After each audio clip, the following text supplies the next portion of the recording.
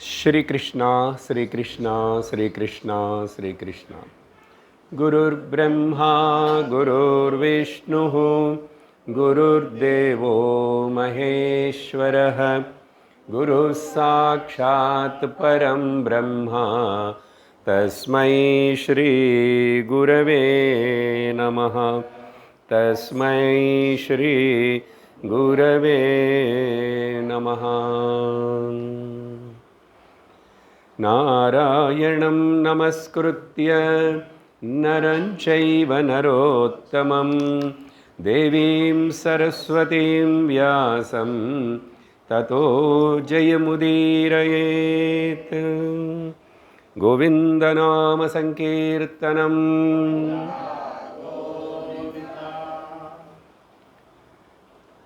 हरि ओं तत्सत्। கோவிந்த நாம சங்கீர்த்தனம் சொல்லவே இல்லை நீங்கள். ஆனால் கோவிந்த நாம சங்கீர்த்தனம் அப்படின்றீங்க சர்வத்திர. சாஸ்திரத்தில் இருக்கிற எந்த ஒரு விஷயத்தை எடுத்துக்கிட்டு நம்ம விசாரணை பண்ணிட்டு கேட்டுட்டு இருந்தால் கூட அது கோவிந்தனுடைய ஸ்மரணம்தான்.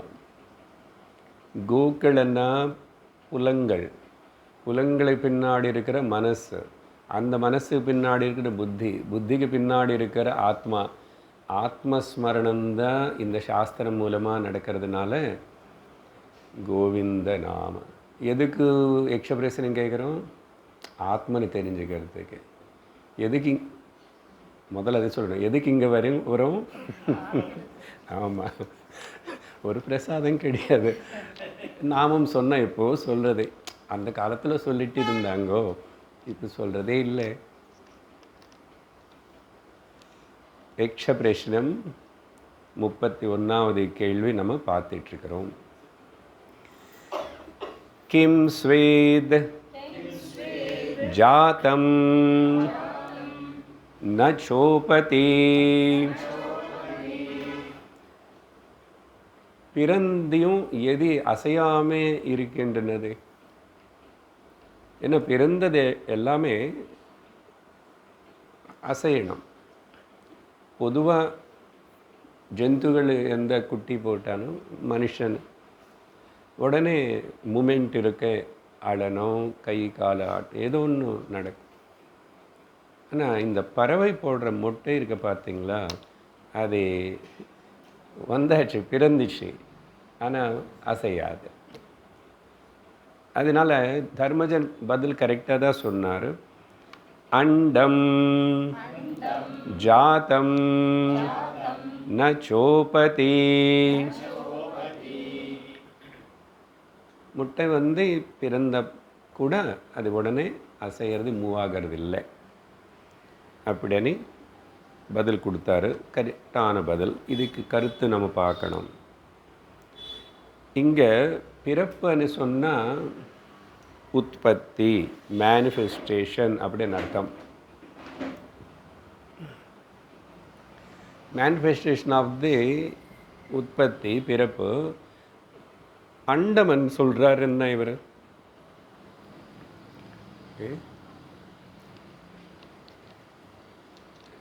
சில வாட்டி சில ஜந்துகளுடைய குட்டிகள் கூட ஸ்டில் பார்ன் அப்படின்னு சொல்லுவான். குழந்தை உள்ளே இறந்துச்சு, நிறைய வாட்டி நடக்கும். After that it comes out. ஆனிமல்ஸ்லேயும் நடக்கலாம், மனிதர்களுக்குள்ள ஸ்திரீகளுக்குள்ள கூட நடக்கலாம். ஸோ அப்போ இங்கே கருத்து என்னன்னா, அது ஸ்டில் பார்ன்னா பிறந்துச்சு, ஆனால் மூவ் ஆகலை. இங்கே அண்டம் முட்டைன்னு சொல்லும்போதும் இந்த பிரம்மாண்டம், காஸ்மிக் எக், இது பஞ்ச மகாபூதங்கள்னால் உருவாக்கப்பட்டது. அப்போது பஞ்சபூதங்கள் முதல் ஒன்று தஸ்மாத் ஆத்மனः ஆகாசம் சம்பூதः ஆகாஷாத் வாயுः வாயோரக்னிः அக்னேராபः ஆபः அத்ய பிருதிவி பிருதிவ்யாம் ஓஷதயः ஓஷதிभ्योऽन्नम् अन्नात् पुरुषः. தைத்திரியம் ஒரு படிப்படியாக அந்த ஆத்மலேருந்து கான்ஷியஸ்லேருந்து ஆகாசம் உத்பவிச்சது முதல்ல. ஆகாசத்துலேருந்து அப்புறம் காற்று, காற்றுலேருந்து நெருப்பு, நெருப்புலேருந்து ஜலம், ஜலத்துலேருந்து பூமி, பூமியிலேருந்து மரம் செடி கொடிகள், அது எல்லாத்தினால சாப்பிட்றதுனால மனுஷன் வரான். ஏன்னா ஜீவனுடைய யாத்திரையில் மழை சொட்டுல கீழே விழுந்ததுக்கப்புறம் அவன் ஒரு செடிக்குள்ளே இந்த சீட்டுக்குள்ளே தான் போவான். இந்த விஷயம் இங்கே அவ்வளோ பேசலை, பட் நான் ஞாபகப்படுத்தியிருக்கேன். சாந்தோக்கியம் புரதாரண்யக்கு, முக்கியமாக சாந்தோக்கிய வருஷத்தில் இந்த ஜீவன் 5 ஸ்டேஜஸாக எப்படி மேலே போய் கீழே வரான், ட்ராவலிங் அதெல்லாம். ஸோ பிரம்மாண்டம் இது பஞ்சபூதங்கள்னால, பஞ்சபூதங்கள் கூட ஒன்று ஒன்றா வந்துச்சு. ஆனால் அப்போ வரைக்கும் ஒன்றுமே வேறு வந்துச்சு, அவ்வளோதான். ஒன்றுமே ஆக்ஷன் கிடையாது, ஒன்றுக்கு ஒன்று தொடர்பு கிடையாது. இங்கே எதுவுமே ஒர்க் ஆக மாட்டேங்குது. எல்லாம் இருந்து கூட தத்துவபோத ஞாபகம் வரணும். அதுக்கப்புறம்தான் அதோடைய ஒரு பஞ்சபூதத்துக்கு ஒரு குணம் இருக்கு. அதில் 3 குணால் இருக்குது. ஒன்றுக்கு இல்லாத குணங்கள் இருக்குது. அதில் ஒன்று ரஜோகுணம், தமோ குணத்துலேருந்து இது, ரஜோகுணத்துலேருந்து சத்வகுணத்துலேருந்து இது வந்ததுன்னு இந்த டிவிஷன்ஸ் எல்லாம் இன்ட்ரெஸ்ட் இருக்கிறவங்களும் தத்துவபோதத்தனே மறுபடியும் படிச்சுக்கணும். அப்போது கேட்கல நான் அப்படின்னா கேளுங்க. The fundamental rudimentary basic text of the before starting the Vedanta Tattvabodha. அப்போ அங்கே புரியும். இதில் சொல்ல வந்த விஷயம் என்னென்ன, இப்போ நானும் இதெல்லாம் அப்புறம் ஒன்றுல ஒன்றும் இப்படிலாம் மிக்ஸ் ஆகி காம்பினேஷன்ஸ் எல்லாம் ஆயிடுது. அந்த காம்பினேஷன்ஸ் எல்லாம் ஆனதுக்கப்புறம்தான், அப்போ கூட இங்கே லைஃப் இன்னும் வரல. காம்பினேஷன்ஸ் எல்லாம் வந்ததுக்கப்புறம் அந்த காம்பினேஷன்ஸுக்கு பேர் பஞ்சீகரணம். பஞ்சபூதங்களுடைய விதவிதமான காம்பினேஷன்ஸ் எல்லாம் நடந்தப்போ அதுக்கு பேர் பஞ்சீகரணம். அது நடந்ததுக்கப்புறம்தான் சிருஷ்டி, ஜீவராசிகள் இதெல்லாம் ஆரம்பித்தது. அப்போது லைஃப் வரத்துக்கு இவ்வளோ ப்ராசஸ் நடந்தது. அதனால் பஞ்சபூதங்கள் பிரகிருதி உருவானதுக்கு அப்புறமும் அதில் ஒரு ஆக்ஷன் மூமெண்ட்ஸ் எதுவுமே இல்லாமல் இருந்தது. அப்போ என்ன அர்த்தம், என்ன, அது ஜடமாக இருக்குது. பிரகிருத்தின்னு பொதுவாக ஜடம்னு சொல்கிறோம். இன்சென்ஷியண்ட்டாக இருக்கு, லிமிட்டடாகவே இருக்கு. ஏன்னா பெருசாகணுமே சிருஷ்டி, இன்னும். ஸோ இனர்ட்டாக இருக்கு, ஃபைனைட்டாக இருக்கு, இன்சென்ஷியண்ட்டாக இருக்கு, ஜடம். அதில் மூமெண்ட் வரல. அப்போது நமக்கு அதுக்கப்புறம் எப்படி எதனால் இதில் ஒரு மூமெண்ட் வந்துச்சு பிறந்ததுக்கப்புறம். இப்போ அந்த முட்டை ப்ராசஸ் ஆனால் தானே அதுக்கு போய் அந்த பறவை அது மேலே உட்காரணும். ரொம்ப சின்சியராக உட்காரும். ஆமாம், சாப்பிடாது, ஒன்றும் போகாது, எங்கே போகாது. அதெல்லாம் கவனிச்சா ரொம்ப ஆச்சரியமாக இருக்குது. எப்ரிஷியேட் பண்ணு. If you want to appreciate, அதெல்லாம் எப்படி உட்கார். அது வேறு நிறைய முட்டை வச்சா கூட அது கூடி அது மேலே உட்காந்துக்கும். எல்லாத்தையும் ஹேட்ச் பண்ண, எல்லாத்துக்கும் ஹீட்டு வரணும். கொஞ்சம் நாளுக்கு அப்புறம் அந்த கூடை திறந்து பார்த்தா சிக்கு சிக்கு சிக்கு சிக்கு சிக்கு சிக்ஸ் வரும். ரொம்ப அழகாக இருக்கும் பார்க்கறதுக்கு, இல்லையா? அது உடஞ்சி வந்தால் அதுக்கப்புறம் ஆடும், மூவ் ஆகும். அப்புறம் கொஞ்சம் கொஞ்சம் நிற்க ஆரம்பிச்சுக்கும், சப்தம் போடும். பார்த்தீங்களா? அப்போது இந்த பிரம்மாண்ட விஷயம் சொல்கிறதுக்காக தான் இங்கே தர்மஜன் அண்டம் அப்படின்னு சொல்லி பதில் கொடுத்தாரு. அப்போது இந்த பிரம்மாண்டத்தினை அதுக்கப்புறம் இந்த பிளானட்ஸு, கிரகங்கள், இதெல்லாமே மூவ் ஆகிறது. அப்புறம் மூவ் ஆகிறது. அதெல்லாம் ஒரு செட்டப்புக்கு அதுக்கப்புறம் மூவ் ஆகிறதுக்கு என்னதான் காரணம்? அது சுப்ரீம் கான்ஷியஸ்னஸ் அப்படின்னு சொல்கிறோம். ஏன் அதுக்கு முன்னாடி கான்ஷியஸ்னஸ் இல்லாமல் இருக்க? கான்ஷியஸ்னஸ் எப்பவுமே இருக்கு. பொதுவாக என்ன சொல்கிறோம், இந்த உடம்பு இது டிஸ்இன்டிகிரேட் ஆயிடுச்சுன்னா, பிரிஞ்சு போயிடுச்சுன்னா பஞ்சபூதங்கள், கான்ஷியஸ்னஸ் இதில் వ్యక్తமாகாது. ஃபியூஸ் ஆகின பல்பு கரண்ட் వ్యక్తமாகாது. ஆனால் கான்ஷியஸ் எங்கே போல? நம்ம எல்லோரும் நான் கான்ஷியஸ்ன்னு புரிஞ்சுக்கிட்டோம் இல்லையா? அதுக்கு தானே படிக்கிறோம். படிச்சுட்டோம், புரிஞ்சுக்கிட்டோம், சர்டிஃபிகேட்டும் வாங்கிட்டோம். நேற்றுக்கு என்ன சொன்னேன், இந்த கிளாஸில் வந்து உட்காரவங்க எல்லோரும் ஞானிகள். ஞானிகளே திரும்பி அவங்களுடைய ஸ்வரூபம் பற்றி கேட்குறாங்க. திரும்பி ஏதோ கேட்குறதுக்கு பதிலாக இதே என்னை பற்றியே நான் கேட்குறேன். என்னை பற்றி நான் கேட்குறதுல ஒரு பிரயோஜனம் இருக்குது, மனசு நிம்மதியாக இருக்கு. உலகம் பற்றி கேட்ட வேறே செகண்ட் அங்கே ப்ராப்ளம் வரும். சரி, அதனால் இப்போ இதுக்கு ஸோ வேதாந்த கருத்து தான் நம்ம கொடுத்துட்ருக்குறோம், அண்டமன் அதுன்னு. இன்னொன்று ஒரு படிப்பு எப்படி புரிஞ்சுக்கணும்னா, தைத்திரியத்தில் அது சொன்னானே இப்போ நானும் அந்த ஆத்மலேருந்து தான் ஆகாசம் சம்பூதம். அப்படின்னா என்ன புரிஞ்சுக்கணும், பிரம்மனே கான்ஷியஸ்னஸ்ஸே சைத்தன்யமே பிரம்மாண்டமாக காணப்படுறதை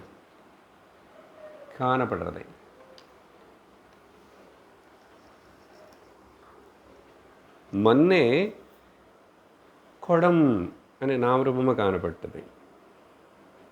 ஸோ வாட், முக்கியம் என்ன, இங்கே மண்ணு தானே. மண்ணுடைய மாடிஃபிகேஷன், மாடிஃபிகேஷன் வந்து அது அந்த நாமரூபம் நித்தியமாக சாஸ்வதமாக இல்லாமல் இருக்கலாம், ஆனால் மண்ணுக்கு எதாக ஆகுமா? அதே போலுதான் சைத்தன்யமான ஆத்மானான நானும் இந்த சரீரத்தில் இருந்தாலும் இல்லைன்னாலும் இது என்ன ஆனாலும் சரி, அதுக்கு எனக்கு சம்பந்தம் இல்லை. என்ன மேலே இப்போ இந்த நாமரூபம் வச்சு கூப்பிடலன்னா ஒன்றும் பிரச்சனை இல்லை. வாச்சாரம்பணம் விகாரோ நாமதேயம் மிருத்திகாயேவ சத்தியம் இல்லையா? மண்ணுதான் சத்தியம். ஆனால் நம்ம உலகத்தில் என்ன பண்ணுறோம், யாராவது பிரம்மனை பார்க்குறீங்களா, கான்ஷியஸ்னஸ் பார்க்குறீங்களா? மட்டம், இடியட், ஃபூலு, பிசாட்சி இவங்களை தானே பார்க்குறான்.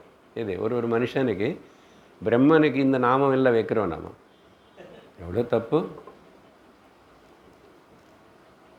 ஒரு சரீரம்ல ஒரு வஸ்துவில் வியக்தமாகிறது கடவுள் தான். அப்போ அதுக்கு போய் நீ பேர் வைக்கலாமா?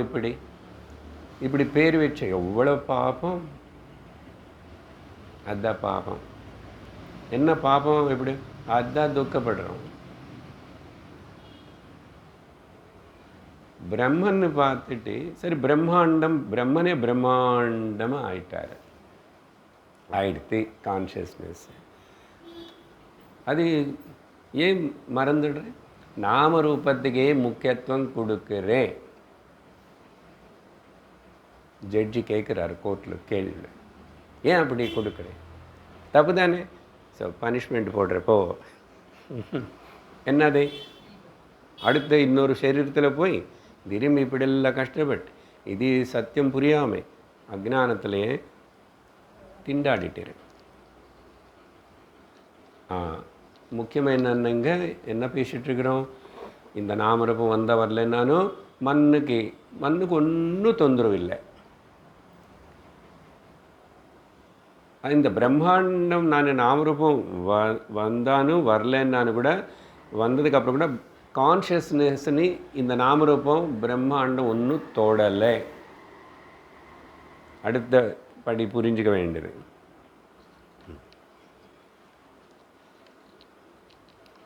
யக்ஷபிரஷ்னத்தில் இவ்வளோ வேதாந்தம் இருக்குதுன்னு நானே நினைக்கல. ஏன்னா ஃபஸ்ட் டைமே நானே சொல்லிகிட்ருக்கேன். ஆனால் இருக்குது, நல்லா இருக்குது. எல்லாத்துக்கும் சப்போர்ட் பண்ணுறதை மாற்றங்கள் எல்லாமே அதுக்குள்ளே தான் நடக்கிறது. இது சின்னதானாலும் இது உடைச்சிட்டு மறுபடியும் தண்ணி போட்டு அப்படி பண்ணி இன்னொரு ஷேப் பண்ணாலும் எப்பரண்ட்லி மேலோட்டமாக மாற்றங்கள் ஏற்பட்டு இருந்தாலும் கூட மண்ணுக்கு ஒன்றும் ஆகலை. ஆக முடியாது. இது பகவத்கீதா அந்த கருத்தில் பார்த்தா இன்னொரு உதாரணம். இதெல்லாம் உபனிஷத்து சொன்னது தான். சக்கரம் இருக்குது, வீலுக்கு நடுவில் ஒரு ஹப் இருக்கும், ஆக்சிஸ். அதுக்கு சுற்றி இப்படி எல்லாம் கம்மிகள் வரும். வீல் சுற்றிட்டுருக்கும் எவ்வளோ ஃபாஸ்ட்டாக. கார் அப்படி தானே, நடுவில் ஆக்சிஸ், அது மூவ் ஆகுமா என்ன, அது அப்படியே இருக்கும். அது பிடிச்சிருக்கு. ஆனால் வண்டி போகிறது அதே போல் தான். கான்ஷியஸ்னு பிடிச்சிட்டு தான் சர்வம் ஏன சர்வம் பிரவர்த்திதம் தம் சரணம் கச்சாமி. என்னது அந்த சர்வம்? ஏன, எதனால? சத்யம் ஞானம் அனந்தம் பிரம்ம. சத்யம் ஞானம் அனந்தம் பிரம்மா. கீதை என்ன சொன்னார் பகவான் இந்த விஷயம்? யதாகாசஸ்திதோ நித்யம் வாயு சர்வத்ர கோமஹான் ததா சர்வாணி பூதானி மத்சாநித்யுபதாரய. ஆகாசத்தில் இருக்கிற வாயு எப்படி ஆகாசஸ்திதா நித்தியம், ஆகாசம் நித்தியமாக இருக்கு. அதில் இருக்கிற காற்று மூவ் ஆகிட்டே இருக்கு.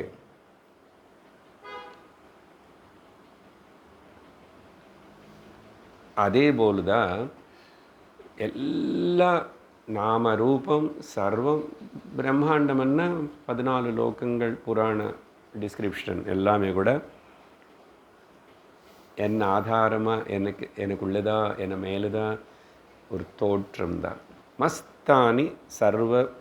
மஸ்தானி உபதாரையா, என்ன ஆதாரமாக வச்சுக்கிட்டு, அதுக்கு தான் வீல் சொன்னேன் நான், ஆக்சிஸ்.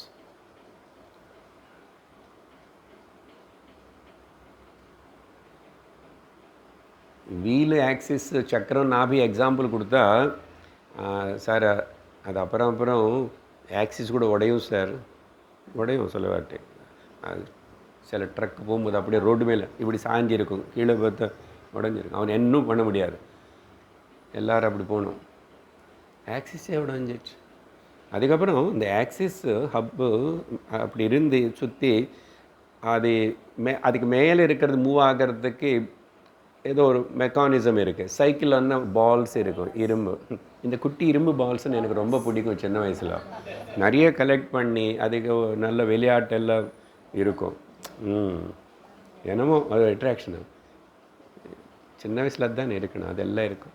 அப்புறம் மார்பிள்ஸு கலெக்ஷன், ரொம்ப விளையாடல ரோடு மேலேக்கெல்லாம் போய். ஆனால் பல கலர்ஸ் எல்லாம் சேர்த்து வச்சுக்கிட்டு காட்டுறது எல்லாம் இருக்குது. எனக்கு கேட்டு இது இருக்க பார்த்து அது இருக்க பார்த்தியான்னு. அந்த காலத்தில் மார்பிள்ன்னா இதில் மட்டும்தான் வரும். முதல்ல அந்த ஷோடா உள்ளே இருக்கிற கோலின்னு சொல்லுவாங்களே, அப்படி தான் இருந்துச்சு. அதுக்கப்புறம் அதில் மார்பிள்ஸே அந்த விளையாடுறதுக்கு அதுனே மார்பிள்னு சொல்கிறாங்க. தட் பிளேயிங் ஸ்மால் ரவுண்ட் பால்ஸுக்கு பேரே மார்பிள்.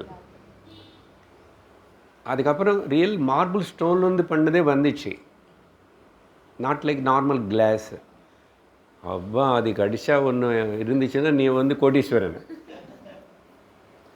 அதில் பல கலர்ஸ் எல்லாம் வரும். இப்படியெல்லாம் கதை சொல்லணும் வேதாந்தம் சொல்லும் போது, లేకపోతే ஸோ உங்களுக்கு என்ன ஹாபி இருந்துச்சோ நீங்கள் ஞாபகப்படுத்திக்கலாம். சார் பாஸ்ட் பற்றி திங்க் பண்ணக்கூடாது, பரவாயில்ல வேதாந்தத்துக்காக அப்படின்னு சொல்லி. அதே பகவத்கீதையில் கிருஷ்ணர் இன்னொரு இடத்துல ஈஸ்வர சர்வபூதானாம் ஹிருத்தேஷர்ஜுன திஷ்டதி பிராமயன் சர்வபூதானி யத்ராரூடானி மாயையம். எல்லாத்துக்குள்ள முக்கியமாக இங்கே எல்லார் ஹிருதயத்தில்ன்ற சர்வபூதானாம் ஹிருத்தேஷே திஷ்டதி. ஏ அர்ஜுனா, ஹிருதயத்தில் இருந்து என்னப்படு எல்லாம் இந்த ஜீவராசிகள் எல்லாம் இருந்து ஒரு யந்திரி எப்படி அந்தரத்தனை சுத்த வைப்பானோ அந்த ஜெயிண்ட் வீல் ஆப்ரேட் பண்ணுறவன் வந்து எல்லாரும் உட்கார வச்சு டிக்கெட்டு பணம் கொடுங்க போ கீழே உட்காந்துட்டியா சுவிட்சு போடுவான். அதுக்கப்புறம் நம்ம கண்ட்ரோல் ஒன்றும் கிடையாது. கண்ணு சுற்றிட்டானு வயிறு சுற்றிட்டானு வயிறு பறத்தான் ஒன்றும் சொல்ல முடியாது. அவனு அப்படி டக்கு நிறுத்த மாட்டான். ஏன்னா அவனுக்கு பிஸ்னஸ் ஓடணும். நீ தலையெல்லாம் சுற்றி வாந்தி எடுத்தானு எல்லாம் சொல்லி படுத்துக்கும் ஏதாவது பண்ணு அப்போ வரைக்கும் குதிக்கவும் முடியாது வெளியில். ஒன்றும் பண்ண முடியாது. நாராயண கிருஷ்ணா கோவிந்த ஏண்டா ஏறிட்டுக்கேன் అని சொல்ல வேண்டியதுதான். பிராமயன் சர்வ யந்திராரூடானி மாயனால் எல்லாரையும் நான் அப்படி ஒரு விளையாட்டை ஆட வைக்கிறேன். தோல் பொம்மைகள் போல் ஆட வைக்கிறேன். சரி, இதுதான் அண்ட கதை. நம்ம யாரும் எனக்கு தெரியாது. நான்வெஜ் சாப்பிட்றவங்களுக்கு முட்டைன்னு ஆம்லெட் போட்டு அது பண்ணு இது பண்ணு. நமக்கு அண்டம் முட்டைக்கு பின்னாடி இவ்வளோ கதை இருக்கு. பிரெட் ஆம்லெட் ட்ரெயினில் போகும்போது இதே கத்திட்டு இருப்பாங்க எல்லாம். நல்ல வேளை இட்லி வடை கொடுக்குறான், இல்லைன்னா நாங்கள் எப்படி படிச்சுக்கோம்.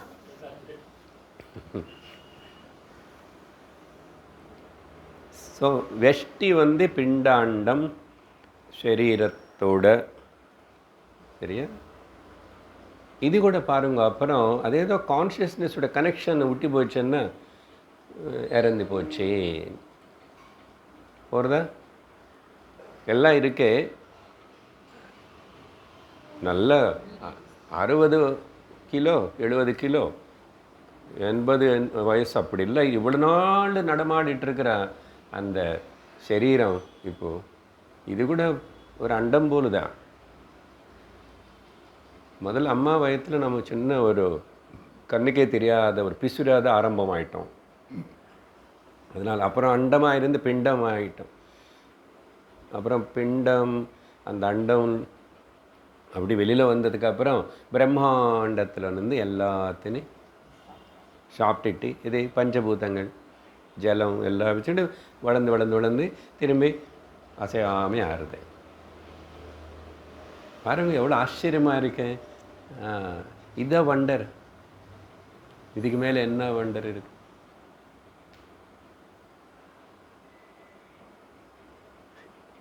எப்போ எங்கோ கேட்டேன், அது ஹிந்தியில் இருக்குது. அது ஏதோ ஒரு ஃபோக்கு சாங் போல் பாடினது.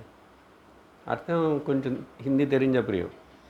இறந்து போனதுக்கப்புறம் என்ன பண்ணுறாங்க, சரீரத்தில் கொண்டு போய் வைக்கும்போது கீழெல்லாம் கட்டை வைக்கணும் இல்லையா? வரகு கட்டை வைக்கணும் முதல்ல நிறைய வுட்டு. அதுக்கப்புறம் மேலெல்லாம் வைக்கணும். நீச்சே லக்கடி ஊப்பர் லக்கடி தேக்கு தமாஷா லக்கடிக்கா அப்படின்னு ஒரு பாடல் இருக்கு. அவ்வளோதான் தெரியும் எனக்கு. கீழே ஒரு குச்சி மேலே ஒரு குச்சி நடுவில் இருக்கிற ஒரு குச்சி தமாஷா பாரு.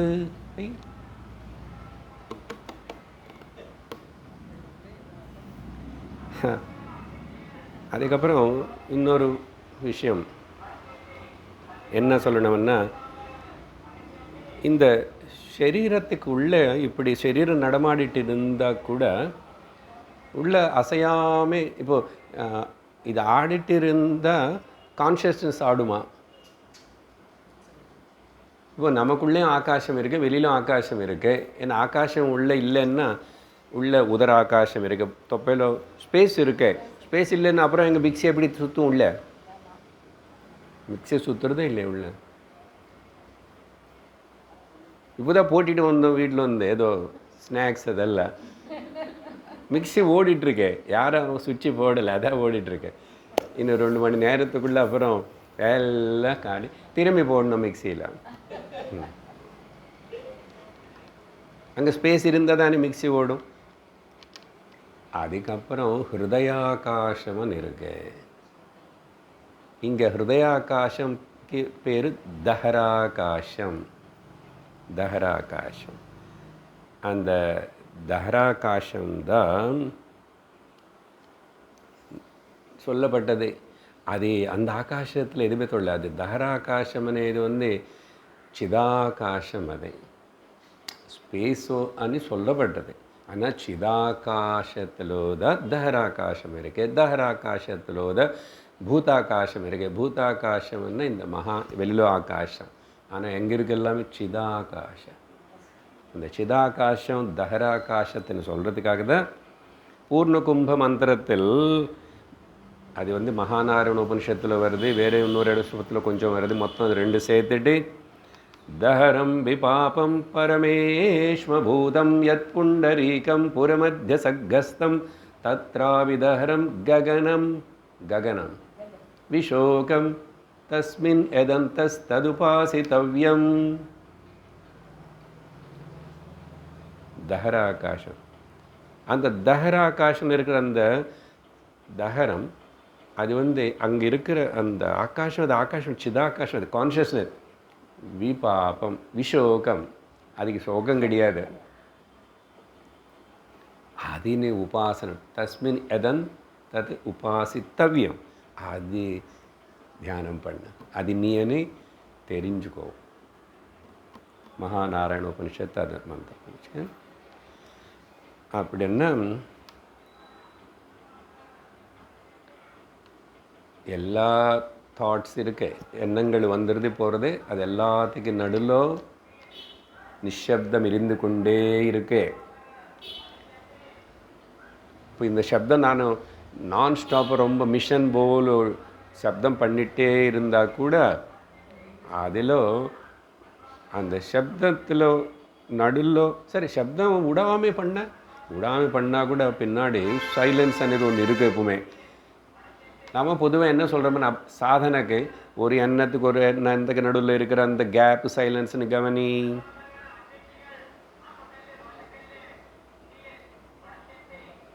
என்னது? அதான் கான்ஷியஸ்னஸ். சுத்தமாக இருக்கு, அங்கே ஒன்றும் இல்லை. திரும்பி ஒரு எண்ணம் கிளம்புறது, திரும்பி போகிறது, சைலன்ஸ் இருக்கு. ஸோ இந்த மாதிரி அது நம்ம கவனிக்கணும். அதே என்ன சொல்கிறதுன்னா சுத்த, நேற்று கூட சைலன்ஸ் பற்றி சொல்லிட்டு மௌனம் வியாக்கியா பிரகடித் சைலன்ஸ். அதனால தான் பகவான் தட்சிணாமூர்த்தினை பற்றி சொல்லும்போது அவர் டீச்சிங் ஒன்றும் பண்ணல, மௌனமாக உட்கார்ந்தாராமா.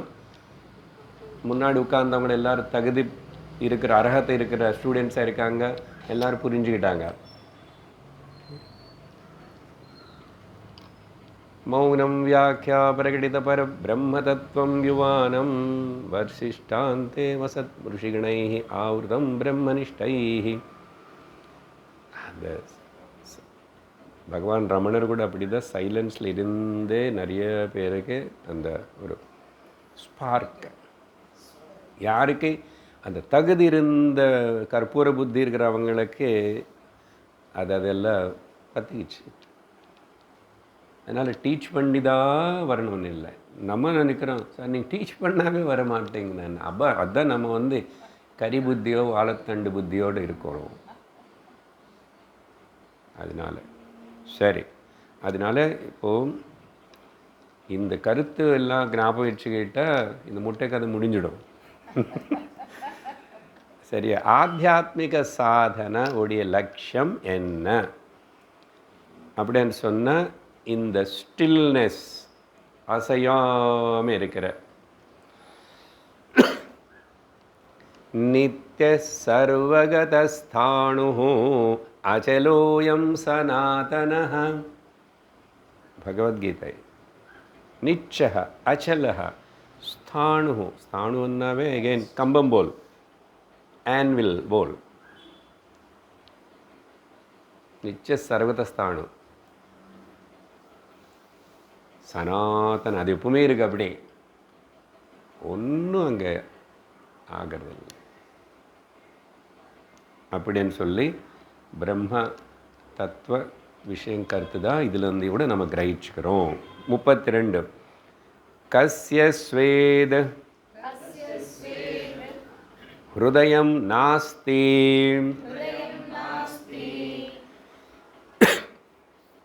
எது ஒன்று அதுக்கு ஹிருதயமே இல்லை, it does not have a heart.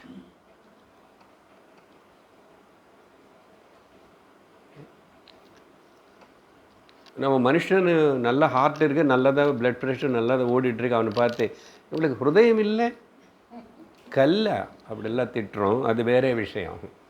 என்ன சார் வேறே விஷயம்? அதுதான் சார் முக்கியம். வருவோம் விஷயத்துக்கு. இங்கே கேள்வி என்னன்னா, எது ஹிருதயம் இல்லாமல் இருக்கின்றது? அது சிம்பிள் ஸ்ட்ரெயிட் ஒரு கொஷன். எல்லாம் ஜென்ரல் நாலேஜ் கொஷின்ஸ் போல். பதில் கொடுத்தார் தர்மஜர். அஷ்மனஹாம் ஹிருதயம் நாஸ்தி. கல்லுக்கு உள்ள ஹிருதயம் கிடையாது. அஷ்மன கல். சரியா? இப்போ இங்கே கல்யாணத்தில் அது ஒரு சின்ன ஒரு இது இருக்கு, அஷ்மாரோகணம். உபநயனம் சொன்ன இதுக்கு முன்னாடி உபநயனம் பண்ணும்போது பையன் ஒரு கல் வச்சு அது மேலே நிற்க சொல்லுவார் வாத்தியார். அது என்னென்னா, அப்பா இனிமேல் வாழ்க்கை கொஞ்சம் ரொம்ப ஹார்டாக தான் இருக்கும், செருப்பு இல்லாமல் நடக்கணும் குருகுலத்தில். ஆமாம், குரு சொன்னதெல்லாம் பண்ணணும், அவர் கொடுத்தது தான் சாப்பிட்ணும். ஸோ இவ்வளோ நாள் விளையாடிட்டுருக்கேன், 5-6 வருஷம் நல்லா அம்மா அப்பா கிட்டே இருந்து. இப்போ அங்கெல்லாம் உங்களுக்கு இப்படியெல்லாம் சாக்லேட்டு எல்லாம் அப்படியெல்லாம் கிடைக்காது. இனிமேல் வாழ்க்கை டஃப் டிசிப்ளின்ட் லைஃப் ஸ்டார்ட் ஆக போகிறதுன்னு சொல்கிறதுக்கு அஷ்மாரோகணம் அதுக்கு ஒரு மந்திரம். ஆனால் பொண்ணுக்கு கல்யாணம் டைமில் இப்படி செய்வா. இனிமே you are going to become a very responsible. யாருக்காவது என்ன அது கருத்துன்னு தெரியுமா? அந்த கர்ம ஞாபகம் இருக்கு. அம்மிக்கல் என்னது தொடுறத நேருறத ஏதோ ஒன்றும். எதுக்கு? இனிமே உனக்கு அதே கருத்து தான். பையனுக்கு அப்பவே சொல்லியாச்சு, இனிமே ஏ பொண்ணு நிறைய நீ உனக்கு ரெஸ்பான்சிபிலிட்டி, கொஞ்சம் கஷ்டங்கள் எல்லாம் வரும். நீ கட்டுக்கின இவருக்கு மட்டுமே பத்தினி இல்லை, எல்லாம் நிறைய பேருக்கு நீ பார்த்து சேவை பண்ண வேண்டியது இருக்கு. அதனால் அந்த வீட்டில் இருக்கிற எல்லோரும் உன்னை கட்டினது எதிர்பார்ப்பாங்க. எனக்கு ரொம்ப ரெஸ்பான்சிபிலிட்டி இருக்கு, அது நல்லா ஞாபகம் வச்சுக்கோ அப்படின்னு சொல்லி அதை தெரிவிக்கிற மாதிரி. சரி, அது ஒரு சைடு பாயிண்ட். இப்போ நமக்கு இங்கே என்ன வேணுமுன்னா, இந்த அஷ்மன பதம் இருக்குல்ல, அதில் இஷ்மா சம்ஸ்கிருதத்தில் யஷ்மா அன்னு எடுத்துக்கிட்டு அதுக்கு அர்த்தம் உடல் அனு ஒரு அர்த்தம் இருக்குது. உடல் அஷ்மா. இப்போது அஷ்மான்னு சொன்னால் உடம்பில்லாமன்னு தானே. நான் பொதுவாக எடுத்தால் அர்த்தம் அது கல்லுன்னு சொல்லலாம். அப்படின்னா பாடிலெஸ், சரீரம் இல்லாமல். இப்போ இங்கே திரும்பி வேதாந்தம் தான் வருது. இல்லைன்னா என்ன, குழந்தைக்கு டக்குன்னு குவிஸில் கேள்வி காட்டுற மாதிரி சொல்லிட்டு பதில் டிக் பண்ணு, கல்லுக்கு ஹிருதயம் இல்லை. என்ன what you are learnt in that? இருக்காது கண்ணில். மனுஷனுக்கே இல்லாமல் இருக்கும்போது கல்லுக்கு இருக்குமா என்ன? There is nothing new. இங்கே பாடியில் சரீரம் இல்லாமல், யாரது சரீரம் இல்லாமல் இருக்கிறவனுக்கே ஹிருதயம் இல்லை. இங்கே முதல்ல இப்படி எடுத்துக்கிறோம் டாபிக்கு. சாயங்காலம் சமயம் மரணம் பற்றி அடிக்கடி சொல்ல வேண்டியது இருக்குது. நல்லது. ஏன்னா இது ருத்ரன் இது இந்த டைமு பிரதோஷ காலம். அவர் ரொம்ப சந்தோஷப்படுவார். இப்படி எல்லாரும் மரணம் பற்றி விசாரணை பண்ணுறாங்க.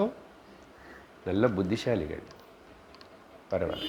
நீங்கள் எல்லோரும் எனக்கு கோயிலுக்கு வரலன்னு பரவாயில்ல, எனக்கு பால் ஊற்றலைன்னு பரவாயில்ல, நல்ல விதமாக சத்சங்கத்தில் உட்காந்து இது கேளுங்க அப்படின்னு அவர் இப்போ ரிஷபாரூடனா இப்போ சஞ்சாரம் பண்ணிகிட்டு இருப்பார் ஆகாசத்தில். இந்த சந்தியா சமயம் அவருக்கு முக்கியமாக.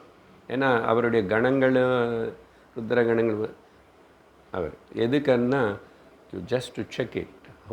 உலகம் மொத்தம் எப்படி இந்த ஜீவராசிகள் ஜீவர்கள் முக்கியமாக மனுஷர்கள் எப்படி வாழுறாங்கோ. அதனால் ரொம்ப ஒழுங்காக தர்மபத்தமாக ஜாக்கிரதையாக இருந்து வாழ்க்கை நடத்துகிறான்னா பிரதோஷ சமயம் சாயங்காலம் ஞாபகம் இருக்க, சீக்கிரம் சாப்பிட்டுட்டு சீக்கிரம் படுத்துக்கணுன்னு ஏதாவது செய்கிறேன்னா, இல்லை அங்கங்கே மால் கோல் mall, fast food, road side இப்படியெல்லாம் சுற்றுறான்னா, டிவிக்கு முன்னாடி உட்காரான்னா, முக்கியமாக நோட் பண்ணு நந்தீஸ்வர் நோட் பண்ணுவார்.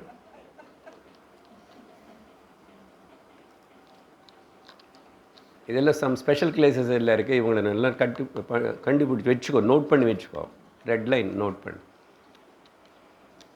பிரதோஷம் சரி, என்ன சொல்கிறேன், மரணம். இறந்து போன மனுஷனுக்கு ஹிருதயம் எங்கே இருக்குது? ஹிருதயம் இருந்தால் அவன் பேசணும் இல்லையோ, மனசு இருந்தாங்க ரெஸ்பான்ஸ் பண்ணணும் இல்லையோ? இல்லை. 3 தேகங்களை கூட சம்பந்தம் இல்லாத போது, 3 தேகங்கள் என்ன? ஸ்தூல சரீரம், சூக்ஷ்ம சரீரம், காரண சரீரம். ஸ்தூல சூக்ஷ்ம காரண தேகங்கள் 3. அது 3த்து கூட ஐடென்டிஃபை தாதாத்மியம் இல்லாமல் யார் இருக்கிறானோ, அப்படி என்ன அர்த்தம்? சத்துப்பூர்ணவங்களை பற்றி சொல்கிறீங்களா? இல்லை, ஞானி உயிரோடு இருக்கும்போதே இந்த 3 சரீரங்கள் இருந்தால் கூட அவர் நெகேட் பண்ணி டைவர்ஸ் கொடுத்தாச்சு. இருக்கு, தே ஆர் அப்பியரிங். சும்மா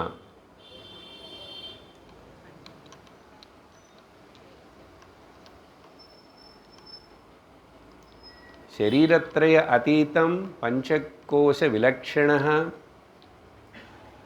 देहातीत अवस्थात्रय साक्षी यदस्ति तदात्मा तदहम.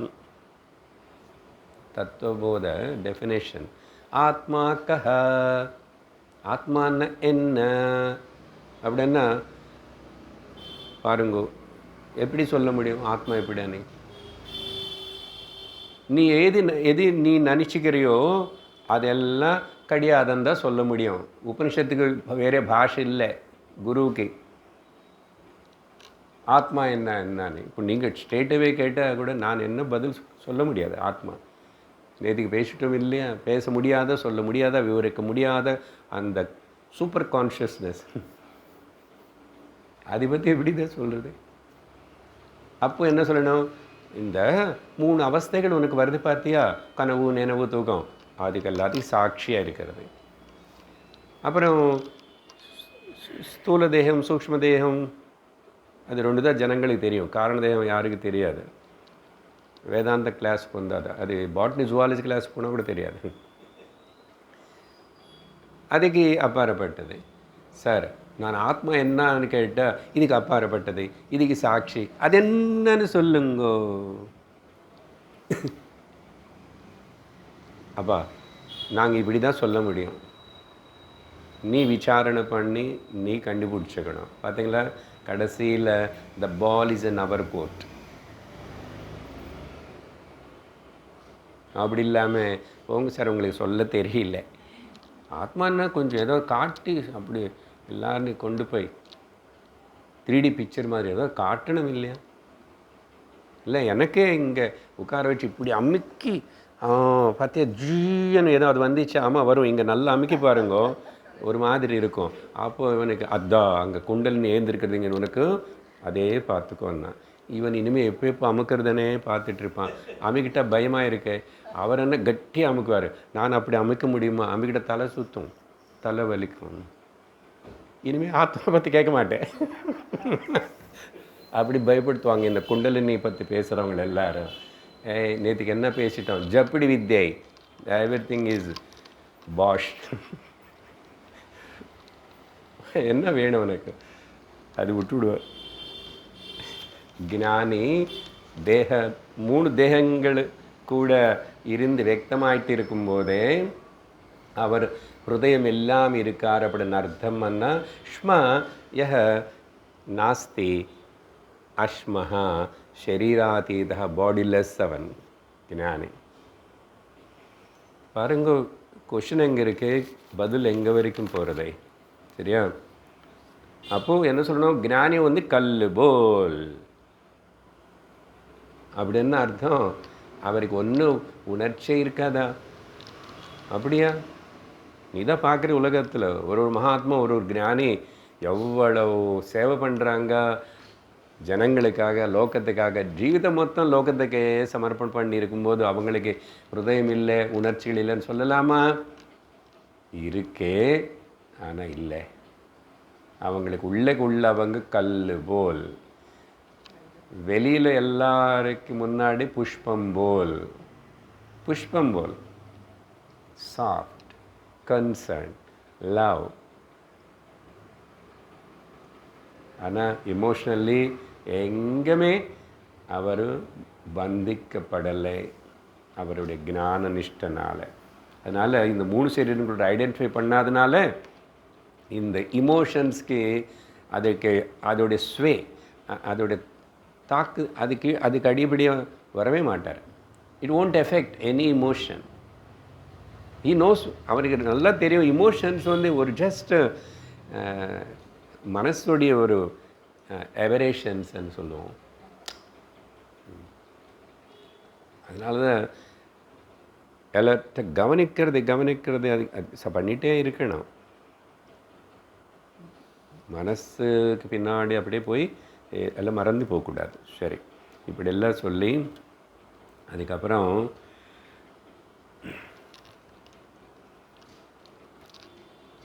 துவந்தங்களினால இவர் எஃபெக்ட் ஆகலை, ரியாக்ட் ஆக மாட்டார். நேற்று சொன்னோம் இல்லையா, ஆக்ட் மட்டும் பண்ணிட்டு இருப்பார், ரியாக்ட் ஆகிறதில்லை. அதனால் இவர் ஹார்ட்லெஸ், கல் போல் அப்படின்னு சொல்லி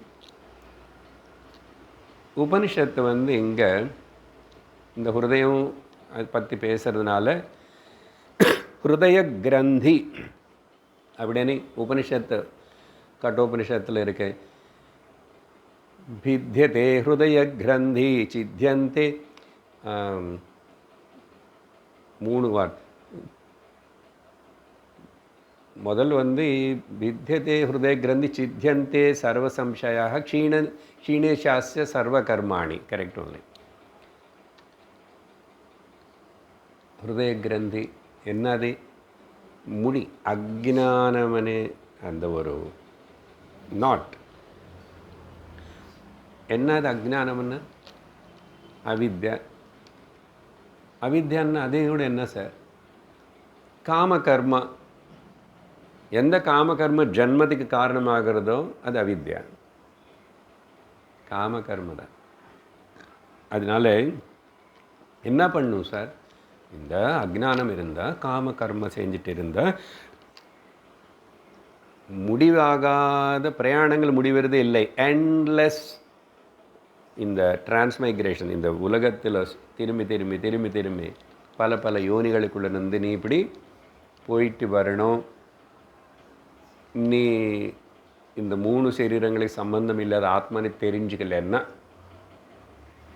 சரி.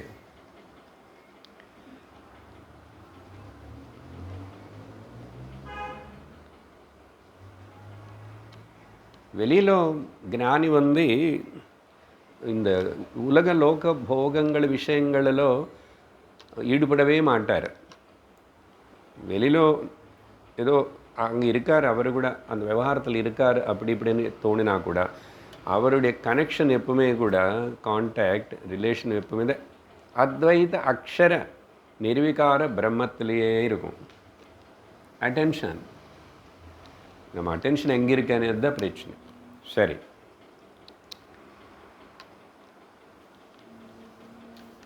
பகவத்கீதையில் இது சொல்கிறதுக்கு தான் பகவான் அர்ஜுனனை முதல் அத்தியாயத்தில் கொஞ்சம் கண்டிக்கிறாரு, திட்டுறாரு.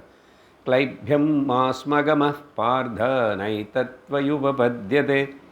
கிளைபியம் ஒன்றும் இல்லை, ஈல்டிங் டு த இமோஷன்ஸ். இமோஷன்ஸுடைய எஃபெக்ட்டு அது கீழே வருது.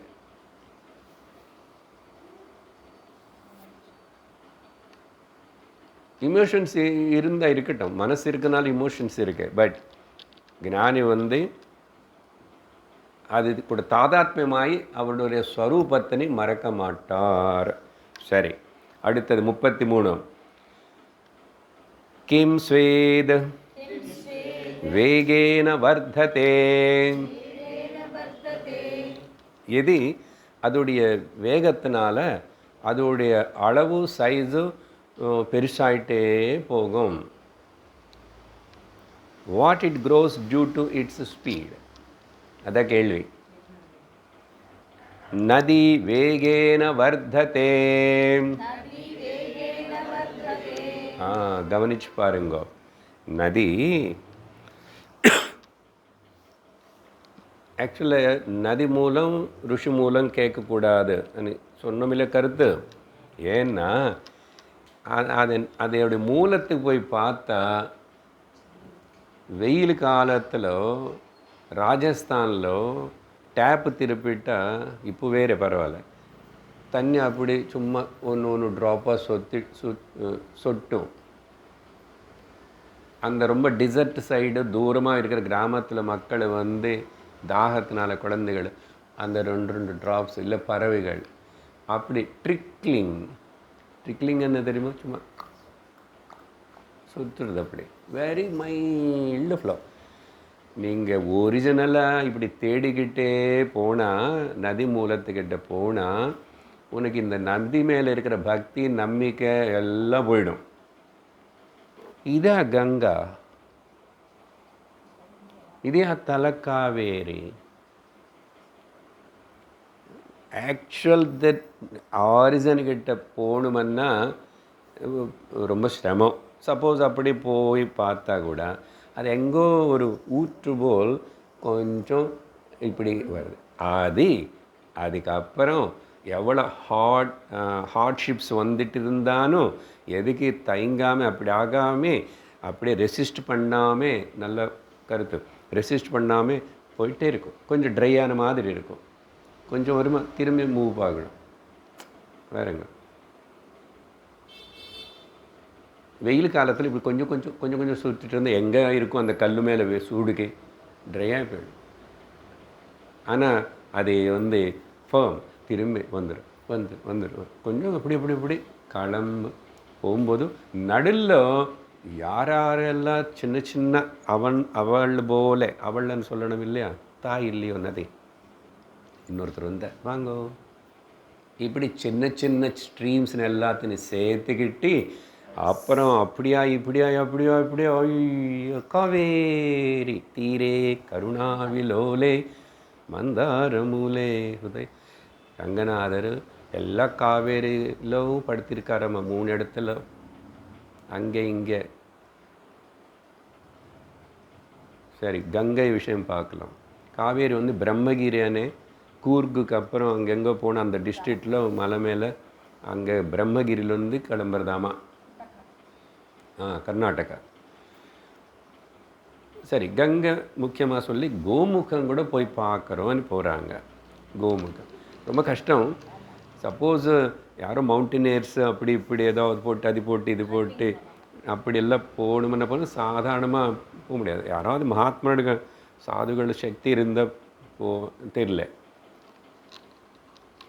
கோமுக வரைக்கும் போகிறதுன்னா இல்லை, கங்கோத்திரின்னு வேறே ஒரு இடம் இருக்குது, அங்கே வரைக்கும் போகலாம். உத்தரகாஷி வரைக்கும் போகலாம். அதுக்கப்புறம் ஸ்டாப். சரி, அப்படி போய் பார்த்தா, ஏன்னா ரிசர்ச்சர்ஸ் இருக்காங்களே எப்பவுமே, சயின்டிஸ்ட்டு பண்ணுவாங்க. அங்கே போய் பார்த்தா ஒரு சின்ன ஐஸ் கிளேசியர் ஐஸ் ஒரு சின்ன கட்டியாக அப்படி, ஏன்னா அந்த டூ மச் கோல்டு, அந்த ஐஸ் ஃபார்ம் அதில் கொஞ்சம் அது மெல்ட் ஆகி அது அப்படி வந்துடுது. அது கூட ட்ரிக்லிங் தான், சொட்டு ஐஸ் தானே. அங்கே வெயில் டெம்பரேச்சர் குறைஞ்சதானே அது மெல்ட் ஆகிறதுக்கு. ஆனால் கங்கை நிரந்தரம் பிரவகிக்கிறது கிடையாதுன்னு சொல்கிறோம். நீ பார்க்குற கங்கை, அந்த கோமுக்கில் இருக்கிற கங்கை நதி மூலத்துக்கு போனால் அது நதியே தெரியாது, ஜஸ்ட் ஐஸ். அது ஆமாம் இப்படி ஏதோ அர்த்தச்சந்திராக்காரமாக இருக்குமா, நான் பார்க்கல. அது அப்போ என்ன ஆயிடுச்சுன்னா, கவுவோட ஃபேஸ் இப்படி இருந்தால், மேலே 2 கொம்போ காதை இருந்தால், அங்கே இப்படி பார்த்தா அர்த்தச்சந்திராக்காரமாக தான் ஒரு கிளேசியர். இதே போல் ஃபாரினில் கூட சில இம்பார்ட்டண்ட் ரிவர் ஃப்ளோது அவங்க ஏதோ அந்த அதுக்கு ஒரு கிளேசியருக்கு ஒரு பேர் வச்சுக்கிட்டாங்க, கிரெசன்ட் மூன் கிளேசியர்னு வச்சுக்கிட்டு. அதே போல் இங்கே கோமுகான்னு வச்சுக்கிட்டார். அதனால் இப்போது பக்தி போக வேண்டாம், நம்பிக்கை போக வேண்டாம், நல்லாவே நம்ம கோமுகம். பட் என்ன சொல்ல வருவோம்னா, அந்த நதி அதுக்கப்புறம் அதோடைய ஜர்னி பார்க்கணும்,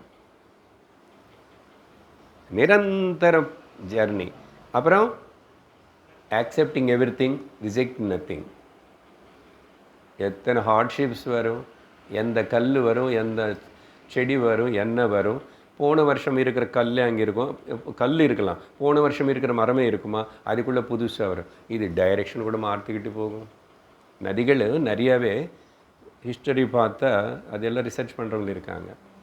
இப்போ அயோத்தியில் இருக்கிற சரையுவே அது எப்படி முதல்ல எங்கே ஆயிடுச்சு, நான் ரீசெண்டாக எழுத போகும்போது ரொம்ப டீட்டெயில்ஸ் சொன்னார் அவர். தே ஹவ் ஸ்டடீடு இத்தனை செஞ்சுரிஸ் முன்னாடி அதோட இதேன்னு புராணத்தில் பார்த்தா எங்கே இருக்கேன்னு, அது எத்தனை வாட்டி அதோடைய டைரெக்ஷன் மாற்றிக்கிச்சு, எத்தனை வாட்டி அது மொத்தத்தின்னு அப்படியே அந்த என்னது நதிக்கரை மொத்தத்தின்னு அப்படியே ஃப்ளட் ஆகி இதாயிடுச்சு. ஸோ நமக்கு இங்கே விஷயம் என்னன்னா, நதி போல் வாழ்க்கை ஜஸ்ட் ஸ்டார்ட் ஆயிடுச்சு. நீ அப்படியே உன்னோட ஹிருதயத்தை நீ எக்ஸ்பேண்ட் பண்ணிக்கணும். ஜந்துவ அக்ஞானிய ஜாயத்தே ஜந்து. நம்ம எல்லாரும் ஒரு ஜந்து போல தான், ஒரு புழு போல் தானே. ஒரு ஜீவிக்கு பிறக்கும்போது சப்போஸ் அந்த அணில் எலியோடைய இது குட்டி பிறக்கும்போது பார்த்தா அது இவ்வளோ தான் இருக்கும், இவ்வளோ தான் இருக்கும். இங்கே அது கீழே கீழே பார்த்தா அப்படி இருக்கும். மனுஷனு கொஞ்சம் இப்படி இருக்கிறான், இதில் சிலது கொஞ்சம் ஒரு அரை பவுன் அப்படி இப்படி முன்னு பின்னு வரும். ரொம்ப பெருசாக இருந்தால் அம்மா கஷ்டம் வெளில வர்றது. என்னன்னா என்ன தெரியும், ஏன் ஜந்துன்னா அதுக்கப்புறம் அதுக்கு தெரியாது ஒன்றுமே. எல்லாம் அது மலமா மூத்திரமா கொசு கடிக்கிறத ஒன்றும் தெரியாது. அப்புறம் அந்த மனுஷன் அப்படியே தெய்வமாக நதி போல் வாழ்க்கை ஒரு பிரவாகம். அதனால் மூமெண்ட்டில் அதுக்கப்புறம் எது கிராண்ட் ஒரு ஜெய ஜெய கங்கை ஜெய ஹர கங்கை అని பெருசாகிறதே. கங்கைக்கு எவ்வளோ செலுகு, எவ்வளோ பெருமை. ஆனால் ஒரு வாட்டி சொன்னேன், அங்கேருந்து கிளம்பிட்ட ஒரு நதி நடுவில் வருது, இது பேர் போடுறது, இன்னொரு நதி வருது போகிறது, பாகிரதி, நான் மலக்க நந்தா, இந்த நந்தா கடைசியில் கங்கை. கங்கையுடைய ரூட்டு போகணுமன்னா நீங்கள் அங்கே போனோடனே 2 நதிகள் சேர்றது. இப்போ எது பிடிச்சிட்டு போகிறேன், ஏதோ ஒன்று பிடிச்சிக்கிட்டு போகணும். அதனால தான் நதி மூலம் தேடாது, ருஷி மூலம் கூட அப்படி தான். ஸோ கருத்து என்ன இதில், இந்த மாதிரி வாழ்க்கைன்னு ஆத்தியாத்மிக பிரயாணம் இது தெரிவிக்கிறதுக்கு தான் நம்ம ஜர்னி, அதுக்கு தான். இதுக்காக ஒரு சின்ன திரும்பி ஹிந்தி இப்போது கேட்ட ஒரு சின்ன பாடல், அதில் என்ன சொல்லப்படுதுன்னா ஒரு ஸ்ட்ரான்ஸால இந்த கருத்து, ஹம் ஜெய்சே சல்தே ஹை தும் பி சலோ நா, ஹம் ஜெய்சே ரஹதே ஹை தும் பி ரஹோ நா.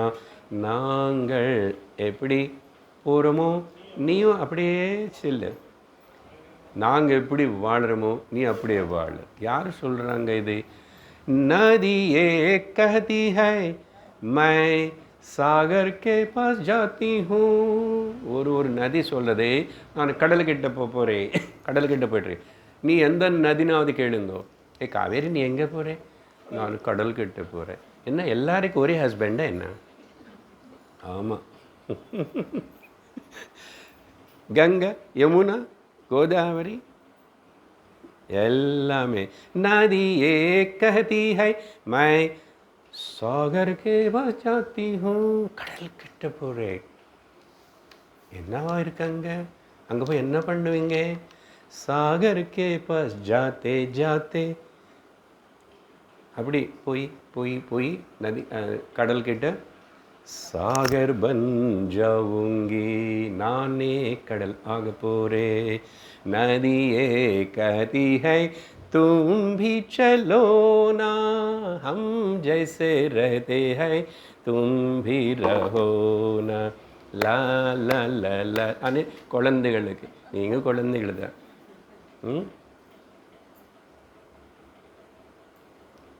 சின்ன பாடல் எவ்வளோ அர்த்தம் இருக்கு. அடுத்த 2 வரியில் வேறே இதை எடுத்துக்கிட்டு டாபிக் மாறும். அது இன்னொரு சந்தர்ப்பம் வரும்போது சொல்கிறேன். இப்போ இங்கே சந்தர்ப்பம் நதி தான் நமக்கு. That's okay. என்ன நம்ம ஜெர்னி கோல் என்ன? கடல் பிரம்மானந்தம், பிரம்மம், அங்கே கான்ஷியஸ்னஸ் சுப்ரீம். அதனால்தான் ஆகாயம் போல் சமுத்திரம் போல் இப்படியெல்லாம் பிரம்மனுக்கு நம்ம கான்ஷியஸ், நம்ம அன்லிமிட்டெட், நம்ம பூர்ணம், இன்ஃபினிட், அனந்தம் அப்படின்னு சொல்லி இதோடைய கருத்து. அடுத்தது 34. கிம் ஸ்வேத பவசதஹ மித்ரம், சாரி பிரவசதஹ, பிரா இருக்கணும், நான் பான்னா பிரவசதஹ.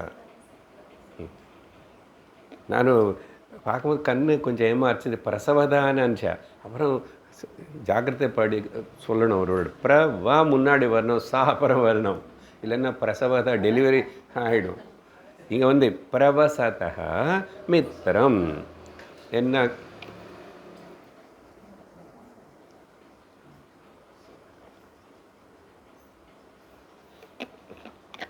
கேள்வி என்னென்னா,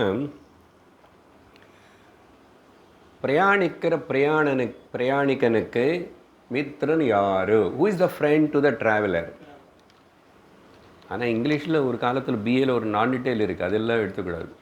ஃபெலோ ட்ராவலர்னு ஒரு நான் டீட்டெயில், ஒரு பெரிய இங்கிலீஷ் போயிட்டோம். என்ன மஸ்கிட்டோ பற்றி எது வர நம்ம கூட மஸ்கிட்டோ வருதாமா, அது ஒரு கதை, நான் டீட்டெயில் படிக்கணும் பிஏல. அவர் லெவலுக்கு அவர் எழுதிட்டார், நம்ம லெவலுக்கு நம்ம வந்து கொண்டு வந்து பிஏல நான் டீட்டெயிலாக வச்சுருக்கோம். இங்கே யாரும் இல்லையா? யாருமே இல்லை.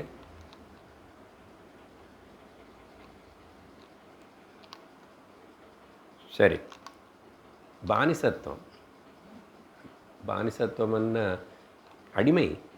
இந்த பிரிட்டிஷர்ஸ் இதெல்லாம் அதுக்கு இன்னும் நம்ம பிளட்டுக்குள்ளே ஊறி போயிட்டுருக்க கருத்துக்கு ஞாபகம் இருக்கா? அடுத்த வர 10 வருஷத்துக்குள்ளே இந்த மெக்காலே மென்டாலிட்டின்னு நீக்கிக்கணும்.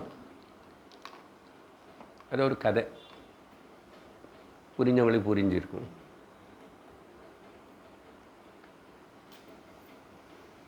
ஏதோ ஒரு விஷயம் நேற்று பார்த்த ஞாபகம் மாட்டேங்க இந்த விஷயம். சரி, அப்போ ஞாபகம் வந்து சொல்கிறேன். யார் பதில் என்ன கொடுக்குறாருன்னா யமதர்மராஜனம், சார்த்தஹ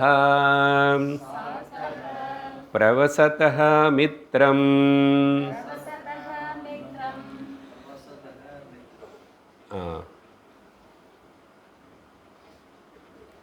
இங்கே சார்த்தன்னா ஜென்ரல் மீனிங் வந்து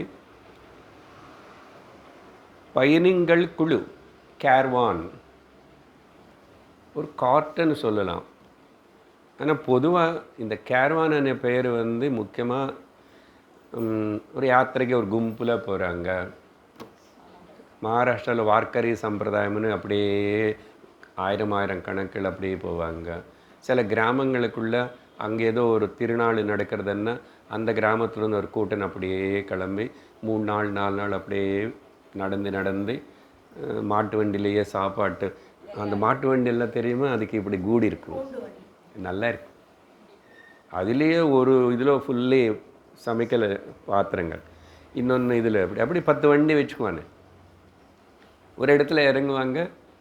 அப்படி அந்த சீசன் அப்படி இருக்கும். அதுக்கு இன்னும் எங்காவது படுத்துக்கலாம், நெருப்பு ஏற்றுக்குவாங்க, ஜாகிரதை இருப்பாங்க, சமைச்சுக்குவாங்க, சாப்பிடுவாங்க, அடுத்த நாள் திரும்பி கிளம்புவாங்க. இப்படி ஒரு மனுஷன் பிரயாணம் பண்ணுறதுன்னு சொன்னால் அவனுக்கு எப்பவுமே கூட 4-10 பேரு கூட சேர்ந்து போகிறது நல்லது. இது ஜென்ரல் கருத்து. ஏன்னா அந்த காலத்தில் இப்படி மாதிரி ஃபெசிலிட்டிஸ் இல்லையில இந்த எத்தனை 1000 வருஷங்களுக்கு முன்னாடி இந்த எக்ஸ்பிரஸினும் கேள்வி பொதுவாக லைட் இருக்காது, கம்யூனிகேஷன் இருக்காது, அப்புறம் ரொம்ப நாள் நடந்து போகணும், வெஹிக்கிள்ஸ் எல்லாம் கிடையாது. அதனால அப்போது பயணங்களை குழு கூடி பிரயாணிக்கிறது தான் அந்த கூட சில பேர் குரூப்பாக போகிறது தான் இவனுக்கு மித்திரன் நல்லது கேரவான் அப்படின்னு. இப்போ கூட நம்ம நாட்டில் விஷயங்கள் கொஞ்சம் கொஞ்சமாக சொல்கிறேன், மெயின் கருத்து டைம் இருந்தால் பார்க்குறோம். சரியா? இது 2-3 ஆங்கிள்ஸில் பார்க்கணும் இந்த கேள்வி பதில். இந்த பூர்வ காலம் பிரயாணம் எங்கே போகணுன்னா நடந்து போகணும். அதனால் தனியாக போகிறது எப்பவுமே டேஞ்சர். ஏன்னா கிளைமேட் எப்போ எங்கே கொஞ்சம் மாறலாம். ஏன்னா இப்போ இன்னொரு மாநிலத்துக்கு டிஃபரன்ஸ் இருக்குது. நம்ம இங்கே இருக்கிறோம். அப்புறம் ஆந்தி வேலோ ராபர்ஸு அப்போ இருக்காங்க, எப்போவுமே இருக்காங்க. வால்மீகியே ஒரு ராபராகவே முதல்ல இருந்தாருன்னா அவர் அந்த டிரான்ஸ்ஃபர்மேஷன் வர்றதுக்கு முன்னாடி.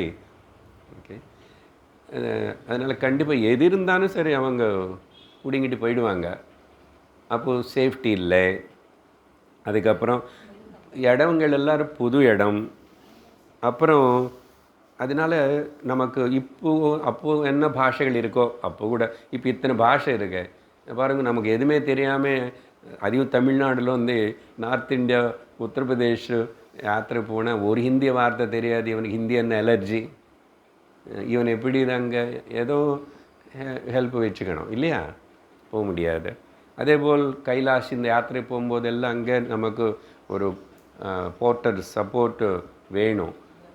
இல்லைன்னா நம்மளால போக முடியாது. மெஜாரிட்டி அப்படி ஒரு போர்ட்டனை வச்சுக்கிட்டு தான் போக முடியும். அது கூட வச்சு கூட போக முடியாது. ஏன்னா நடக்க வேண்டியது இவன் தானே. இல்லை போர்ட்டர்ஸ் தூக்கிட்டு போகிறதே கூட இருக்க டோலி. அப்புறம் இல்லைன்னா ஹார்ஸு போனி யாக்கு மேலே உட்காந்து போகிறது. அப்படி போனாலும் என் உடம்பு அந்த ஆல்டிடியூடுக்கு தாங்கலைன்னா முடியலன்னா கீழேக்கு அனுப்பணும். கீழே அனுப்புறதுக்கு அங்கே யாராவது ஆள் இருக்கணும் இல்லையோ. இப்போது நல்ல வசதி, எங்கே பார்த்தாலும் tower, cellphone, emergency, military, police எல்லாம் இருக்குது. அதனால் பயப்படாமல் போகலாம் பணம் இருந்தால். இல்லை சார் நாங்கள் இங்கேருந்து பார்த்துக்கிறோம், ரொம்ப சந்தோஷம். ஆனால் போகிறவங்களுக்கு போங்க. இல்லை நான் ஞானிகள் ஆகிட்டேன், எங்கேயுமே போக மாட்டேன். அது சார் இது ஒரு ஆங்கிளில் பார்த்தா கரெக்டு தானே. இப்போ கூட அதனால தானே எல்லோரும் குரூப்பாக போகிறாங்க. இன்னொன்று சொல்கிறேன், சரி அப்படி குரூப்பாக வேண்டியதில் சார். இப்போது உனக்கு துணை யாரை தெரியுமா? உன்னோட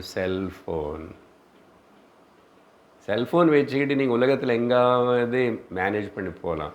every language translation is there, every map GPS is there. அது ட்ரான்ஸ்லேட் பண்ணும், you can converse, no problem. அதனால் அப்படியே தனியாக போகிறாங்க. But general they prefer 3-4 families we are going together. அது ஒரு குரூப்பாக பேங்காக்கு போகிறோம், மலேசியா போகிறோம், அங்கே போகிறோம், இங்கே போகிறோம், போயிட்டு வராங்க. அதில் ஒரு இது கூட இருக்கும். ஏன்னா தனியாக நம்ம எங்கே மாட்டிக்கிட்டு எதுக்குன்னு சொல்லி இப்போ 10 பேர் இருந்தால் ஒருத்தர் ஹெல்ப் பண்ணோம். So this is the meaning. ரெண்டாவது ஆங்கிளில் பார்க்கும்போதோ இதோடைய பத அர்த்தம் எடுத்துக்கிட்டால் என்ன கொடுத்தாரு? சார்தக பிரவசதக மித்திரம் சொன்னார் பதில். இங்கே இந்த வார்த்தைன்னு பிரிக்கணும். சார்தக வார்த்தை பிரித்தா அர்த்தம் வேற போகும். அர்த்தேன சக சார்தக. அப்படி என்ன அர்த்தம் என்னன்னா, நல்ல ஒரு அறிவு இருக்கணும், டெசிஷன் எடுக்கக்கூடிய, எப்படிப்பட்ட ஒரு சிச்சுவேஷன் எப்படி வந்தால் கூட ஆன் த ஸ்பாட் திங்க் பண்ணி ஒரு நல்ல டெசிஷன் எடுக்கக்கூடிய ஒரு டேலண்ட்டு டாக்டிஸ். அர்த்தேன சக, அர்த்தத்தோட கூடின சிம்பிளாக. அர்த்தம் என்ன? இங்கே எனக்கு தெரியும் அங்கே bronze and Kansas, plus points minus points, இப்படி வந்தால் அப்படி, இப்படி வந்தால் அப்படி தானே ப்ரிகாஷன்ஸ் எல்லாம் தெரிஞ்சு கொஞ்சம் அறிவி இருந்தால், ஸ்மார்ட்டாக இருந்தால், அதுதான் ஸ்மார்ட் ஃபோன் இருந்தால், அதுதான் உனக்கு மித்திரன்.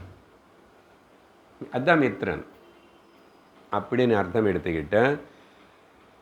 இந்த காலத்தில் படிப்புக்காக, வேலைக்காக குழந்தைகள் பாருங்கள் எங்கெங்கோ போகிறது. 22 இயர்ஸுகளில் கேர்ள்ஸு போகிறான், எல்லா நாட்டுக்கு போகிறான், எங்கெங்கோ போகிறான். முதல் தடவை வேறே போகும்போது அம்மா அப்பா எல்லாம் போக முடியாது.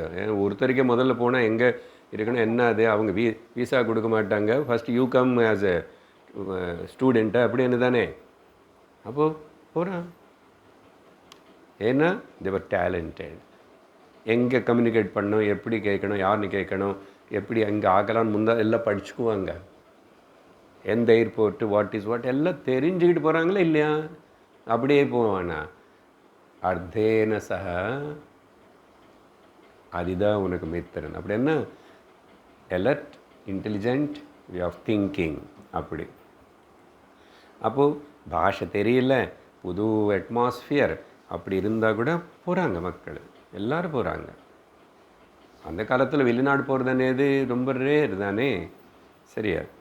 அப்போது இத்தனை ஆட் ஸ்திதிகளுக்குள்ள உனக்கு அந்த கொஞ்சம் மூளை இருந்தால் தான் அதே உனக்கு மித்திரன். அதான் சொன்னால் செல்ஃபோன் யூஸ் பண்ண தெரியணுமே. நிறைய பேருக்கு செல்ஃபோனில் மினிமம் என்ன யூஸ் பண்ணுறது கூட தெரியாது.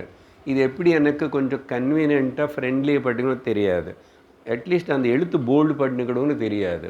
கண்ணு கஷ்டமாக இருக்குது பார்க்குறதுக்கு. ஆனாலும் சின்னது தான், ரொம்ப போய் எல்லாமே தெரிய வேண்டாம்.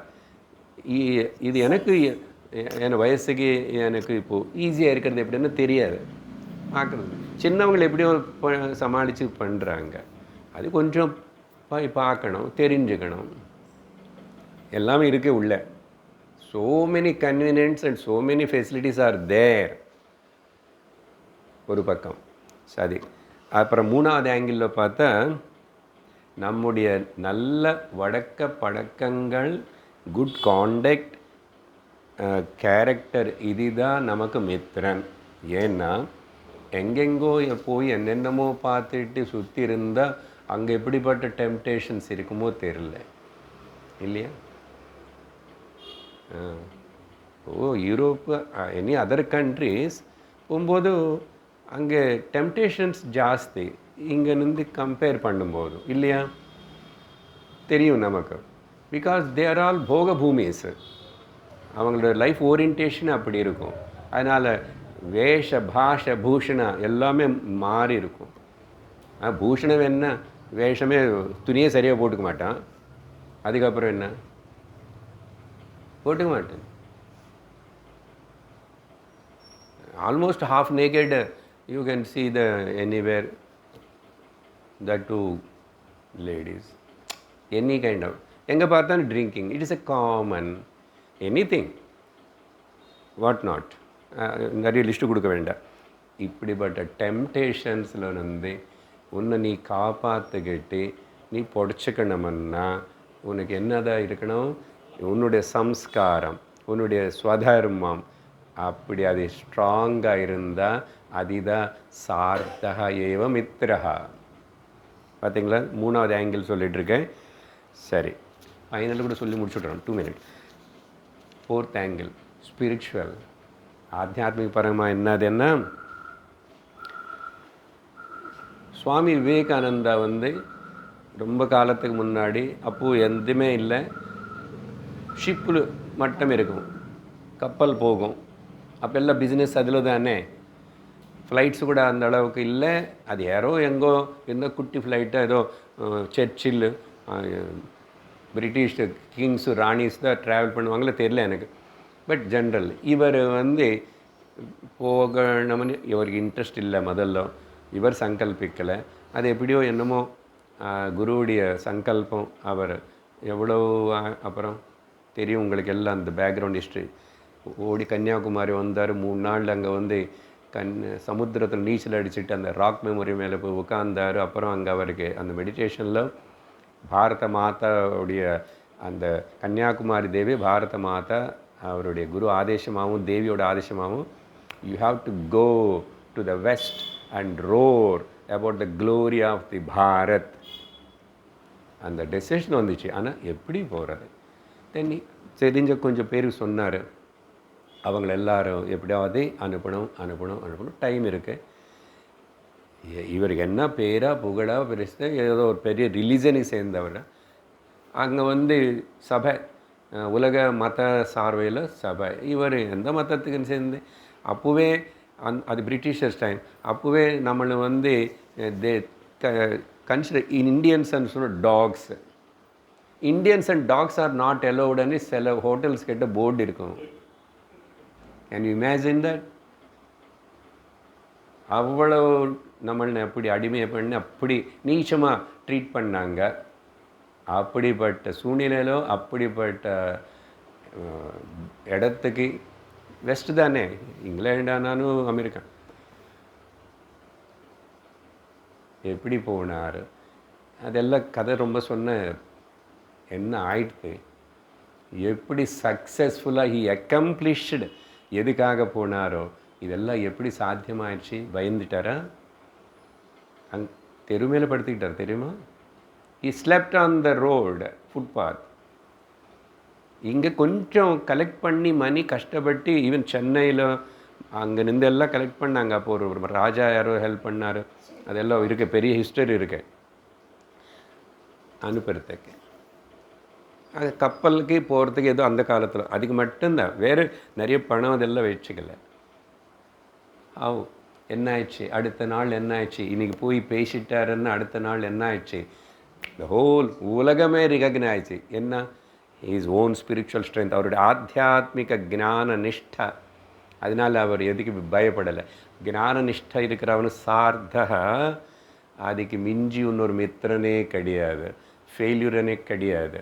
தே வில் ஜஸ்ட் கோ ஹெட், செரை வைத்து போயிட்டே இருப்பாங்க, நடந்துகிட்டே இருப்பாங்க. அது நடக்கும். அதுதான்.